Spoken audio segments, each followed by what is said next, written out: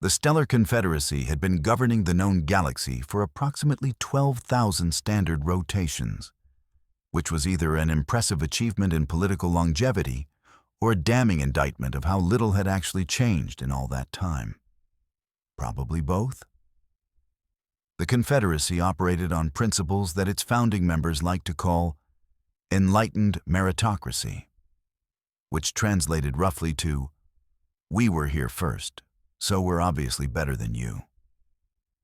This philosophy had served them reasonably well, mostly because nobody had bothered to challenge it. And challenging ancient political structures required energy that most species preferred to spend on more productive activities, like trade, exploration, or complaining about the Confederacy's decisions without actually doing anything about them. The governmental seat existed in a pocket dimension called the Nexus Point, accessible only through carefully controlled quantum gateways. Because apparently even the location of your capital needed to scream exclusive.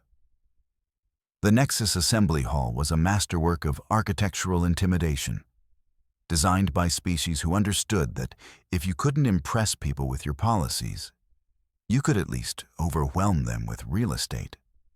The structure defied conventional physics in at least 6 ways, featured materials from 400 different worlds, and incorporated lighting that adjusted based on the collective emotional state of attendees, which meant it was usually some shade of smug purple.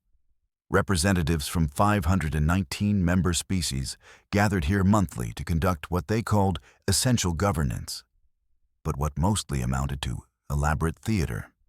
Each species occupied a designated station, arranged in 7 ascending tiers, with placement determined by a complex algorithm that factored in length of membership, economic contribution, military strength, and how many times your species had hosted the annual summit without complaining about the cleanup costs.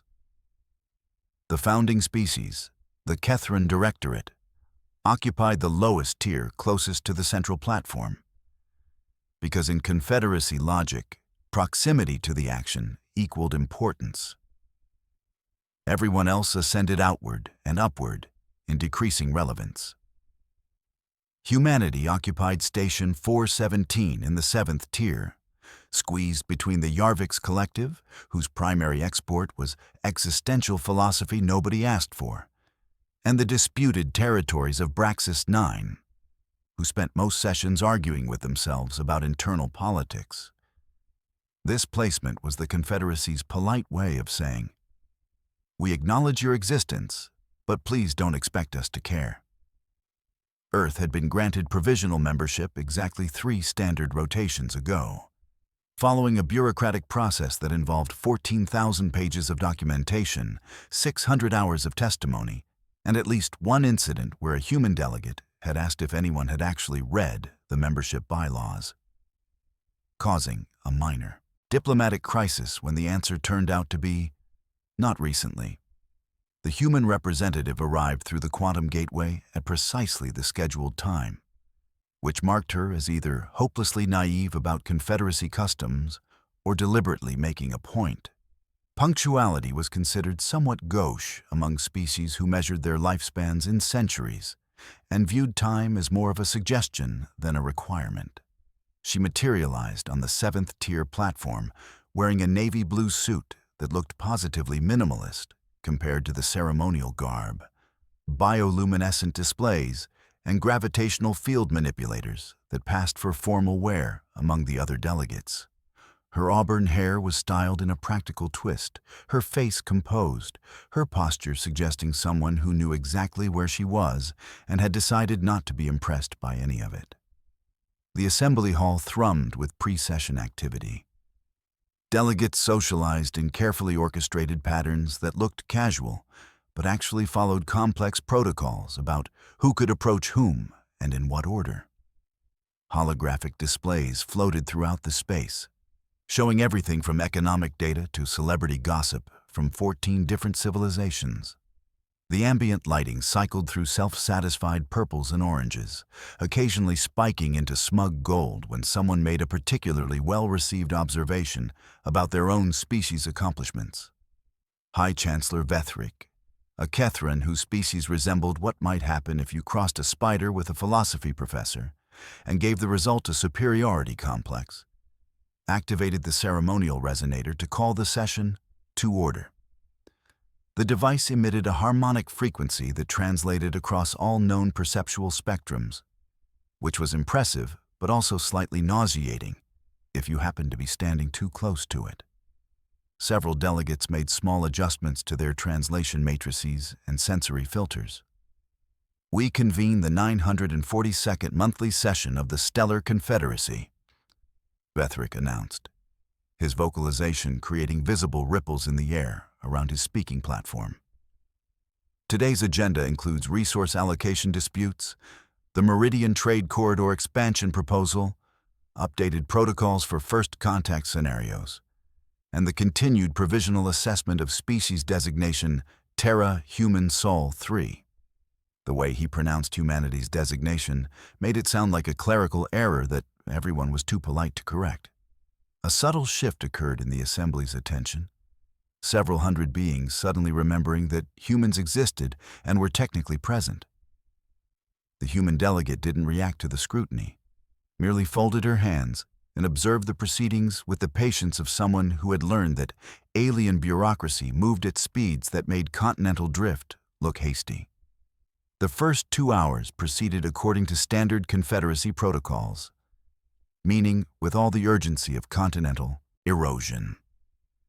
The Quarix Federation disputed mining rights with the Silicon Concordat, producing geological surveys dating back 4,000 rotations and arguing about interpretations of pre-Confederacy territorial agreements. A species whose name sounded like wind chimes and meant the luminous inheritors of cosmic wisdom presented their annual report on nothing in particular, but with such elaborate vocabulary that it took 40 minutes. The Meridian Trade Corridor proposal sparked a debate about whether expanding commercial routes would disrupt traditional shipping patterns, which somehow evolved into a philosophical discussion about the nature of progress. Through it all, the human delegate remained still, watching, learning the rhythms of this cosmic theater, taking mental notes that would later be filed in reports that approximately 4 people on Earth would actually read. Then came Agenda Item 23. The matter of provisional status review for Terra Human Sol 3, Vethric announced, and suddenly the diffuse attention of 519 species focused with laser precision on the tiny platform in the 7th tier. A Dracorian delegate named Sarthax rose from his 3rd tier station. The Dracorians were a reptilian species whose scales could shift colors to express emotion, social status, or threats, depending on context. Right now, Sarthax displayed aggressive patterns of crimson and black that suggested he was about to enjoy himself immensely. High Chancellor, I bring formal review of humanity's provisional status, along with concerns about their suitability for continued Confederacy membership. The floor recognizes Sarthax of the Dracorian sovereignty, Vethric replied, settling into his seat with the air of someone about to watch an entertaining show that he definitely hadn't helped orchestrate. Sarthax activated a holographic projection system that materialized above the central platform, displaying various images and data compilations. Honored delegates, where does one even begin with the human question? In the 3 rotations since their admission, humanity has demonstrated a consistent pattern of behavior that raises serious questions about their readiness for civilized galactic society. They disregard established protocols, their technology borders on primitive, and their approach to virtually every situation ranges from baffling to actively concerning. Murmurs of agreement rippled through several tiers of the Assembly. Specificity would be appreciated, Vethric prompted, though his tone suggested he already knew and approved of what was coming. Gladly. Sarthax's hologram shifted to display a human starship. 8 months ago, The human vessel designated Columbus made first contact with a Confederacy survey team in the Kepler 442 system. Standard protocol for such encounters is clearly outlined in the First Contact Handbook, Section 7000 through 7093. The procedure involves sequential communication attempts using mathematical principles, followed by carefully structured exchanges of cultural information, culminating in formal introduction only after mutual understanding is established. The entire process typically takes 6 to 8 standard days. He paused for effect. The human captain skipped all of that and immediately transmitted, "Greetings from Earth. Anyone want to grab coffee?" Coffee. As if centuries of carefully developed diplomatic procedure could be replaced with caffeinated beverages and casual pleasantries. Several delegates made sounds of disapproval, ranging from clicks to subsonic vibrations. "Their vessels," Sarthax continued, warming to his subject like a prosecutor who'd been saving his best evidence, "are constructed using what can only be described as primitive metallurgy. Welded alloys, mechanical fasteners, chemical propulsion for maneuvering thrusters. We've analyzed their engineering specifications, and in at least 3 documented cases, human ships included components held together with an adhesive polymer they call duct tape. Our material scientists initially thought this was a translation error until we confirmed that yes, humans actually use reinforced fabric tape for emergency repairs on vessels traveling at faster than light velocities." A Kethran council member leaned forward, her crystalline features refracting light in patterns that indicated fascinated horror. "Perhaps the humans are simply economically disadvantaged. They are a newly spacefaring species working with limited resources. Limited resources they squander on the most inefficient endeavors," interjected a luminary delegate, whose form resembled concentrated light given consciousness and apparently strong opinions. "They dispatch research expeditions to catalog stellar phenomena we fully documented 6,000 rotations ago. They establish colonies on marginally habitable worlds instead of focusing on optimal environments.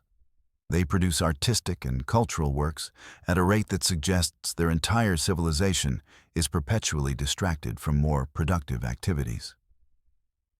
They argue," added a voice from the Yarvix Collective, the philosophical species that apparently recognized kindred spirits in pointless debate. "Constantly, among themselves. We've monitored their public communications networks. They cannot achieve consensus on basic, factual matters. They have information systems specifically designed to facilitate disagreement. They call it social media, and from what we can determine, its primary function is to ensure that no human ever agrees with any other human about anything." The human delegate remained motionless on her 7th-tier platform, her expression unchanged. A less experienced diplomat might have shown anger, might have jumped to defend their species. She simply watched, her face a study in professional neutrality. Sarthax wasn't finished. His scales rippled with satisfaction as he moved to his next point. "And perhaps most troubling is humanity's bizarre relationship with danger. When confronted with unknown phenomena, rational species conduct comprehensive analysis, consult expert consensus, implement safety protocols, and proceed with appropriate caution. Humans approach danger with what they call curiosity. We have documented instances of human researchers deliberately exposing themselves to potentially lethal situations simply to observe outcomes. They have an expression for this behavior: for science. As if intellectual curiosity justifies reckless self-endangerment. They consume toxins recreationally," offered a Kethran elder from the 1st tier. "We've analyzed their dietary customs, capsaicin compounds that cause measurable neural pain responses, ethanol that impairs cognitive function, theobromine that would be lethal to many species. and they ingest these substances voluntarily, repeatedly, sometimes in social rituals specifically designed around consumption of materials that harm them. Caffeine, someone added from the middle tiers. They're systematically addicted to a stimulant alkaloid that alters brain chemistry. 73% of adult humans consume it daily.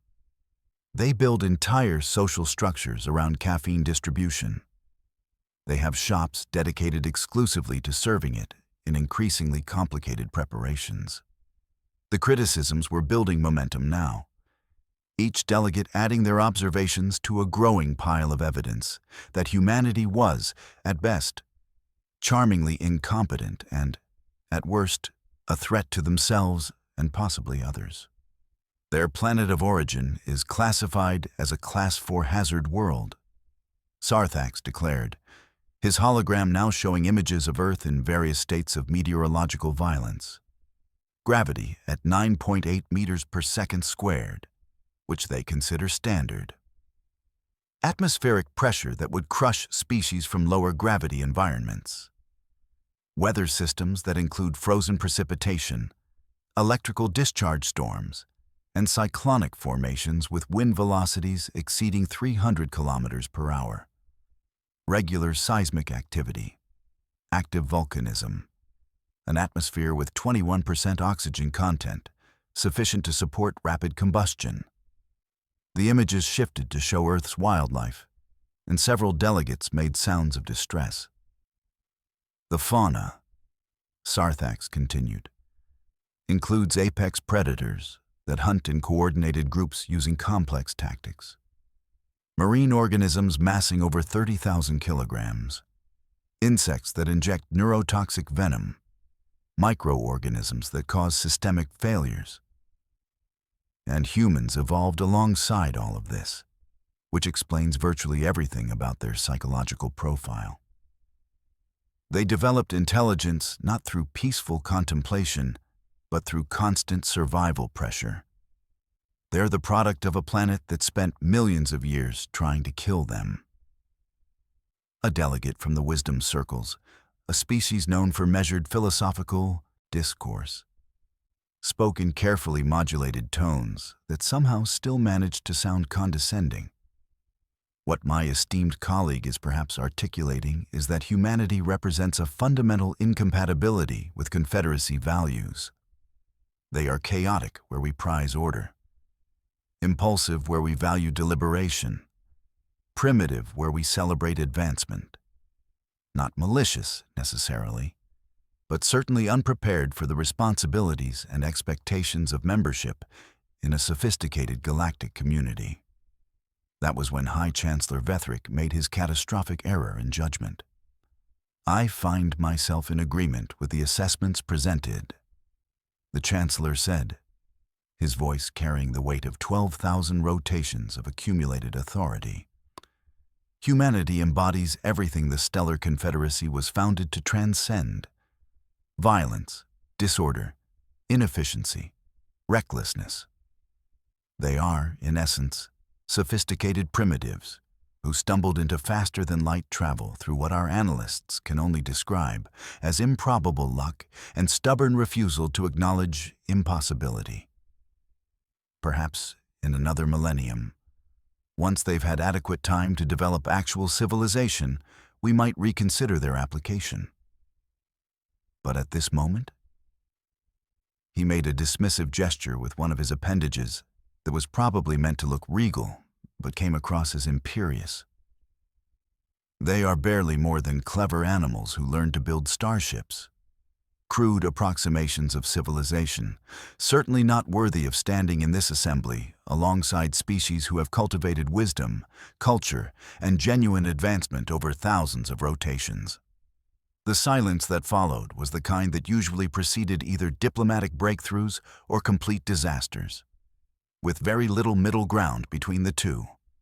518 species waited to see how the human would respond to what amounted to a galactic-scale declaration that her entire species was essentially unfit for polite society. Would she rage? Would she deliver an impassioned defense? Would she storm out, creating a diplomatic incident that would be studied in political science courses for centuries? The human delegate did none of those things. She simply raised her right hand, extended her middle finger toward the center platform, and held the gesture in perfect, absolute stillness. To 96% of the species present, this meant absolutely nothing. It was just a human holding up a single digit. Odd behavior, perhaps, but hardly interpretable without cultural context. But the 4% who had studied human customs, who had access to Earth's cultural databases, who understood the nuances of human nonverbal communication, they went very, very, very still. "Is this," Vethric began, genuine confusion evident in his harmonic speech patterns, "some form of human greeting ritual? A gesture of acknowledgement we're unfamiliar with?" The human delegate said nothing. The finger remained raised. Her expression was serene, almost meditative, like someone who had achieved a moment of perfect zen while simultaneously telling 519 species exactly where they could shove their opinions. "Someone translate," demanded a luminary council member.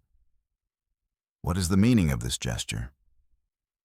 A small furry species from the outer tiers, the Pixarian Union, whose entire civilization was built on information brokering and cultural analysis, activated their translation matrix. After a moment of processing, their representative spoke in a high, uncertain voice that suggested they couldn't quite believe what they were about to say. It's a human expression of profound contempt. Specifically, it's considered one of their most offensive gestures. The literal translation involves an anatomically improbable suggestion about what the recipient should do with themselves. But the functional meaning is essentially, "I reject your authority and hold you in the lowest possible regard." The assembly hall erupted into chaos. "She's insulting us. The audacity is unprecedented. Remove her immediately. This violation of protocol demands, how dare she?"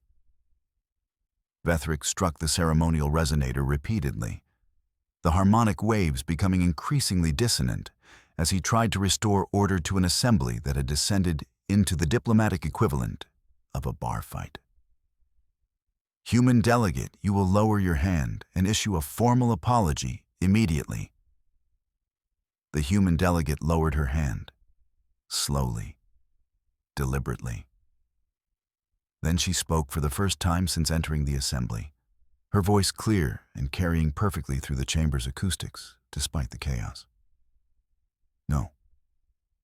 That single syllable somehow cut through 500 voices. "No?" Vethric repeated, as if the word existed in some alien language he'd never encountered. "No," she confirmed, her tone conversational. "I will not apologize. You want to discuss humanity being crude, primitive, unworthy of this assembly? Excellent. Let's have that discussion. But we're going to do it with data instead of rhetoric." She tapped a control interface on her wrist, and suddenly humanity's 7th-tier platform erupted with holographic displays. Data streams, technical specifications, charts and graphs and information that began spreading throughout the assembly's central display system, overriding Sarthax's presentation with the kind of aggressive efficiency that suggested someone had spent considerable time learning the Confederacy systems and figuring out exactly how to hijack them. "You mentioned our ship construction," she began, her tone suggesting someone settling in for a lengthy conversation, whether anyone wanted to have it or not. "The Columbus and its offensive casualness. Let's discuss that vessel. It was constructed in Earth's orbital shipyards using materials refined from asteroid mining operations. Total construction cost in Confederacy standard credits, approximately 9 million. Now let's compare that to, say, a Kethron exploration vessel of equivalent function." The display showed 2 ships side by side, with detailed cost breakdowns. This is your Enlightenment-class Explorer. Beautiful vessel. Crystalline hull architecture. Quantum processing cores. Bio-neural navigation systems. Gravitational field manipulation. Very impressive. Construction cost, 1,200,000,000 credits. And you know what? They perform almost identical functions. Both conduct scientific surveys. Both transport research teams. Both explore unknown stellar regions. The Columbus does it for 0.75% of the cost. She paused, letting that sink into the collective consciousness of 519 species. But here's where it gets interesting. 14 months ago, the Columbus encountered an unexpected plasma cascade in the Barnard system. Plasma densities that should have overwhelmed every system on board, fried their electronics, and left them drifting. You know what happened? The crew rerouted power through backup systems, used those primitive mechanical fasteners to reinforce compromised hull sections, and yes, used duct tape to seal environmental breaches, while they jury-rigged their sensors to function in conditions they were never designed for. They survived. They adapted. They improvised a solution with materials on hand. 6 months later, an Enlightenment-class vessel encountered similar conditions. It didn't adapt. It didn't improvise. All crew lost, because when their sophisticated systems failed, they had no backup plan, no duct tape to save them. Sarthak started to object, but she spoke over him with the confidence of someone who had 3 rotations worth of ammunition and no intention of running out. You mentioned our faster-than-light drives being primitive. You're absolutely correct. We call it the Alcubierre Tanaka drive, and it's based on theoretical physics from our 21st century, ancient by Confederacy standards, crude, inefficient. And you know what else it is? It's cheap. It's reliable. It can be manufactured in basically any facility with adequate power generation and raw material access. Last rotation, the Dracorian Sovereignty suffered a catastrophic cascade failure in their primary shipyard. Set back their production schedule by 7 rotations. Want to guess who stepped in to help? She didn't wait for anyone to answer. Humanity. We built them 12 vessels using our primitive technology in the time it took them to repair their facilities. 12 ships currently serving in their merchant and exploration fleets, running trade routes, generating revenue, conducting research. Those obsolete drives? They're keeping Dracorian commerce operational. You're welcome, by the way. The display shifted to medical data, genetic comparisons, pharmaceutical information. You call Earth a hazard world. Guilty. Our gravity is punishing, our weather is violent, our wildlife is terrifying. You know what that means? It means humans are resilient. It means we heal remarkably fast. It means our immune systems have been fighting off pathogens for millions of years and are exceptionally, almost absurdly good at it. 5 months ago, a viral outbreak occurred on Station Luminar 5. 80% fatality rate among the species stationed there. Quarantine protocols failed. The station was dying. Humanity sent medical teams. And you know why we could help when nobody else could? Because we've been dealing with pandemics since we lived in caves. We have institutional knowledge about containment, treatment, vaccine development, and crisis management that goes back thousands of years. We saved that station. Those crude Death World primitives saved 23,000 lives. She was building momentum now, her presentation shifting from defense to methodical dismantling of every criticism that had been raised. Let's discuss curiosity, since that apparently bothers you. Yes, we explore phenomena you already cataloged. And you know what we keep finding? Errors, omissions, things you missed because you were satisfied with your initial analysis. The Orion Nebula? Your 12,000 rotation old record said it was stable. Our wasteful expedition discovered a pending stellar collapse that would have destroyed 4 colonies if we hadn't raised the alarm. The Andromeda Rift? Your ancient data said it was a void. We found protoplanetary formations that are revolutionizing our understanding of stellar system development. Your problem isn't that we're curious. Your problem is that we don't accept already known as sufficient reason to stop looking. We verify. We question. We investigate again, because sometimes the wisdom of the ancients is just really old mistakes that nobody bothered to check. Vethric attempted to interrupt. This is hardly relevant to. I'm not finished, she said.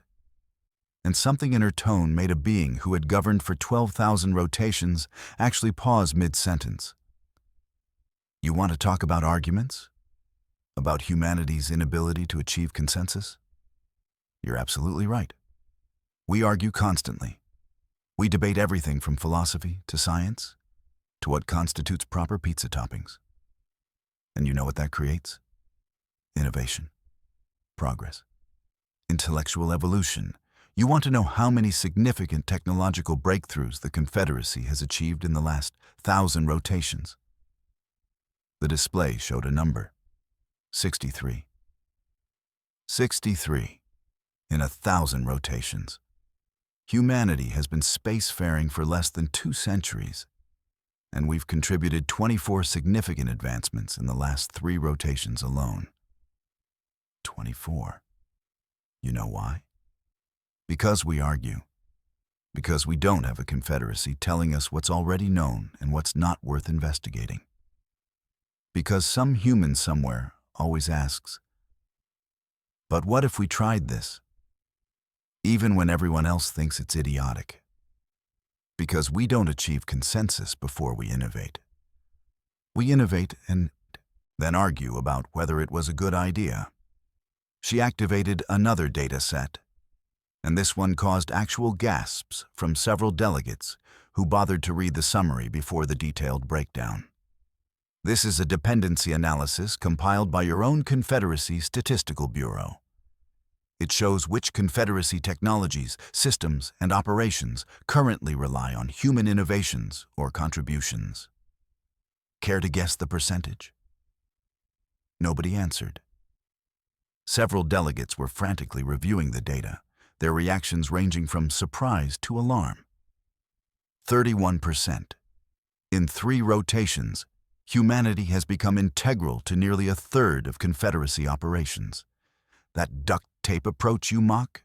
It solved a critical material shortage in your shipbuilding industry when your sophisticated supply chains failed. Our crude medical knowledge? It's the foundation for new protocols in 82% of Confederacy medical facilities. Those toxins we consume for pleasure? Capsaicin is now being used in pain management therapies across 200 worlds. Caffeine is enhancing cognitive function for species who couldn't benefit from traditional stimulants. Even ethanol, which you find barbaric, is being studied for applications in metabolic treatments and industrial processes. The assembly hall had gone almost silent, every being focused on the human and her relentless data presentation. But you know what really bothers you? She leaned forward slightly, and her smile was not pleasant. It's not that we're crude or primitive. It's that we don't know our place. We're supposed to be grateful that you allowed us into your exclusive club. We're supposed to sit in the 7th tier, speak only when spoken to, and spend the next millennium trying to become more like you. More sophisticated, more refined, more stagnant. She let that word hang in the air like an accusation. Here's what terrifies you about humanity. We don't want to be like you. We don't aspire to spend thousands of rotations debating trade routes and congratulating ourselves on how advanced we are. We don't want to become so cautious that we stop exploring, so satisfied that we stop innovating, so convinced of our own wisdom that we stop questioning. You've built a civilization on the principle that age equals superiority, that longevity proves worth. And then humans showed up, held together with duct tape and stubbornness, and we started solving problems you'd accepted as permanent. We started innovating in fields you'd declared fully explored. We started asking questions you decided had already been answered. She activated one final comprehensive display, a timeline showing Confederacy history overlaid with human achievements. And the comparison was damning. You've existed for 12,000 rotations. In that time, you've expanded to 519 member species, mapped 40 million stellar systems, and established a governmental structure that has remained essentially unchanged for millennia. Very stable, very sophisticated, very proud of yourselves. Humanity has existed as a spacefaring civilization for 193 years. In that time, we've established colonies on 62 worlds, made first contact with 147 species, contributed to roughly a third of your operational infrastructure. And yes, we've made mistakes. Countless mistakes. We've crashed ships, violated protocols, and probably broken half the rules in your handbooks. She paused, and when she spoke again, her voice carried absolute conviction. But we've also saved lives you'd given up on. We've solved problems you'd accepted as unsolvable. We've brought perspectives you never considered because you were too busy being sophisticated to try anything unsophisticated. So yes, we're crude. Yes, we're primitive. Yes, we hold things together with duct tape and stubbornness and consume toxins for fun. And we're still here. We're still contributing. We're still moving forward while you sit in this assembly debating whether we're worthy of your approval. The silence was absolute. 519 species processing what had just happened, which was essentially a newly admitted provisional member telling the entire Confederacy that their opinion was irrelevant and backing it up with their own statistics. So here's my response to your provisional review, she said, her voice dropping to something almost casual. Humanity formally withdraws its application for full membership in the Stellar Confederacy. The silence shattered. What? They cannot. This is unprecedented. She raised her voice, cutting through the chaos. However, we're pleased to maintain our current associate status indefinitely. We'll continue contributing our crude, primitive solutions to your sophisticated problems. We'll keep showing up with our duct-taped ships and our obsolete technology and our dangerous curiosity. And when you need someone to take risks you consider beneath you, when you need someone to explore phenomena you think you've fully understood, when you need someone to question assumptions you've held for millennia, you know exactly where to find us. She tapped her wrist control, and all the displays vanished simultaneously. We'll be in the 7th tier if you need us. We have work to do. And with that, she simply sat down and waited. The Stellar Confederacy Assembly descended into the most comprehensive chaos in its 12,000 rotation history. Factions formed within seconds. The Dracorian delegation immediately moved to grant humanity full membership in recognition of their shipbuilding assistance, conveniently omitting that they'd been criticizing humans minutes earlier. The Luminary Collective seconded the motion, citing human medical contributions. The Kethrin Directorate found themselves in the awkward position of having their Chancellor's dismissive speech directly contradicted by their own dependency statistics. Vethric, demonstrating the political survival instincts that had kept him in power for so long, recognized when he'd been completely outmaneuvered. The High Chancellor called for order, then called for a brief recess, then finally called for an emergency vote on humanity's status that everyone understood was really just a face-saving formality. When the Assembly reconvened 3 hours later, the resolution was unanimous. Humanity was granted full membership, assigned a station in the third tier, and formally invited to present their research findings at the next grand symposium. The human delegate accepted with a polite nod and zero visible satisfaction, which somehow made the whole situation even more humiliating for everyone who'd spent the last 3 hours scrambling to avoid looking like idiots. As the session adjourned and delegates began departing through quantum gateways, the Pixarian representative approached the human's platform. The small, furry being looked up at her with what might have been admiration or possibly fear. That was quite possibly the most effective presentation in Confederacy history. How long have you been preparing that analysis? The human smiled. Since the day we were admitted. We knew this review was coming. We knew exactly what arguments would be made against us. So we documented everything, every contribution, every innovation, every time our supposedly primitive approach solved a supposedly sophisticated problem. We prepared for the day someone would question whether we belonged here. And the gesture at the beginning? That? The human's smile widened slightly. That was personal. Sometimes you need to remind people that being civilized doesn't mean accepting disrespect. It means choosing when and how to push back. The Pixarian made a chittering sound that might have been laughter. You humans are going to change the Confederacy. That's the idea, she agreed. Someone needs to keep things from fossilizing completely. As she departed through the quantum gateway, the human allowed herself a moment of private satisfaction.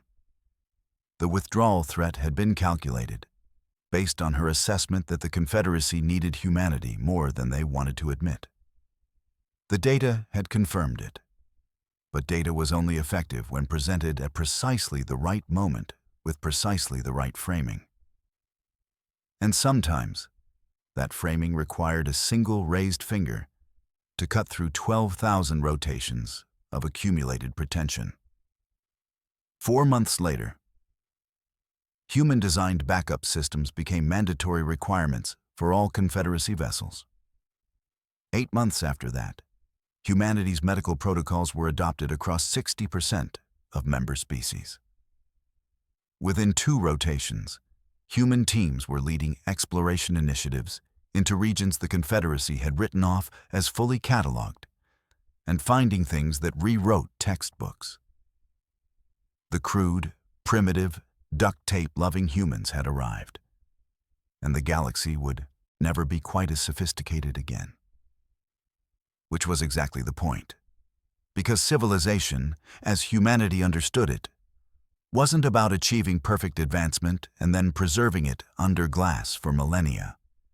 It was about constant evolution, persistent adaptation, and the willingness to question whether the old ways were actually the best ways or just the comfortable ways. It was about looking at a problem everyone said was solved and asking, but what if we tried this? It was about surviving on a death world long enough to develop a species-wide attitude that could best be summarized as, I wonder what happens if. The Stellar Confederacy had spent 12,000 rotations building a civilization based on accumulated wisdom, careful preservation of knowledge, and the assumption that longevity proved superiority. Humanity arrived with enthusiasm, curiosity, and complete disregard for the concept of, that's impossible according to established theory. Turns out, when you combine ancient wisdom with reckless innovation, when you mix sophisticated experience with crude determination, you get something neither approach could achieve alone. You get actual progress. And if that progress occasionally smelled like duct tape, caffeine, and questionable life choices, well, the universe would just have to adapt. Because humanity wasn't going anywhere. They were just getting started.